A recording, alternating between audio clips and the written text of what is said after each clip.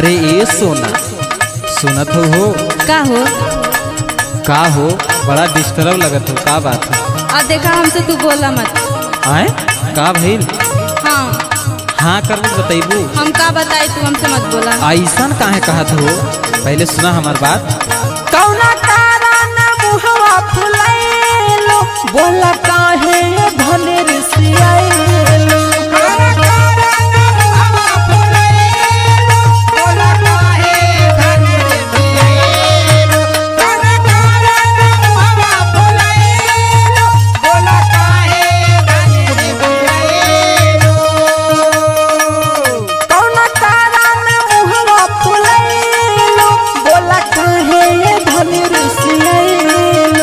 जानल चाहता रहा? हाँ।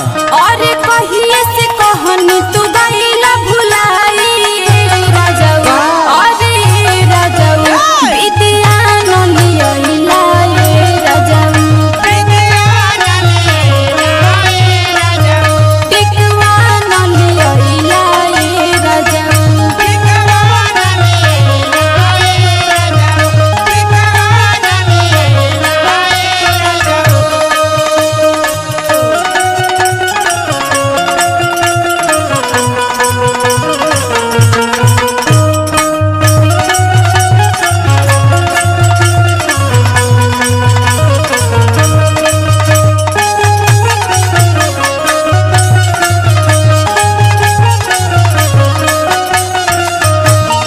अच्छा एकरे बदे गुस्सियाल हो?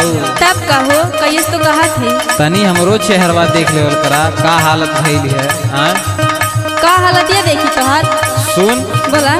या तने चिजुया खाती बाड़ू रिसियाई, सबर करा धान तोह जला दिले आई।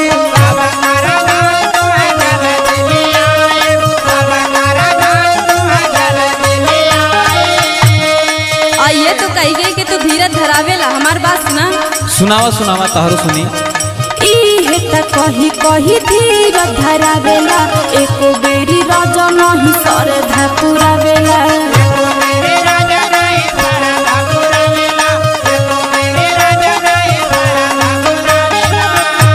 और सुना। सुनावा सुनावा। झूठ बोले बोले खाली मन के मनाइला ये राजाऊ, और ये राजाऊ विद्या न लियला ये राजाऊ, टिकवा न लियला ये राजाऊ।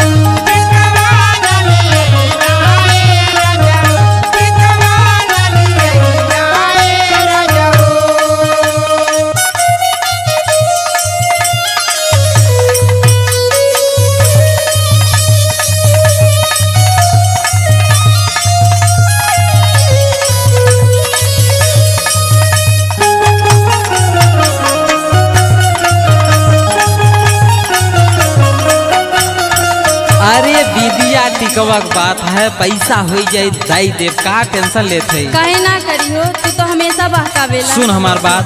बोला। कोरा विश्वास रनिया बकी दिलाई दे, कैसन कहबू डिजाइन वैसन गढ़ाई दे।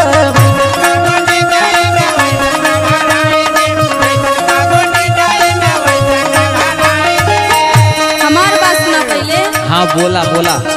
मीठी मीठी बतिया में खलिया झुरावेला, राजा नहीं कबहू तू हमको दिलावेला।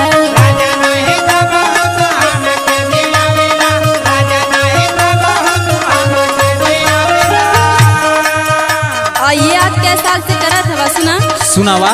4 साल से कही कही दिन तू टराइला ये राजाऊ, अरे ये राजाऊ विद्या न लियला ये राजाऊ, टिकवा न लियला ये राजाऊ, टिकऊ हम लियाई दे रनिया, विद्या न लियला ये राजाऊ। विद्या हम लियाई दे भरिया। चल चल चल लिया दी तो के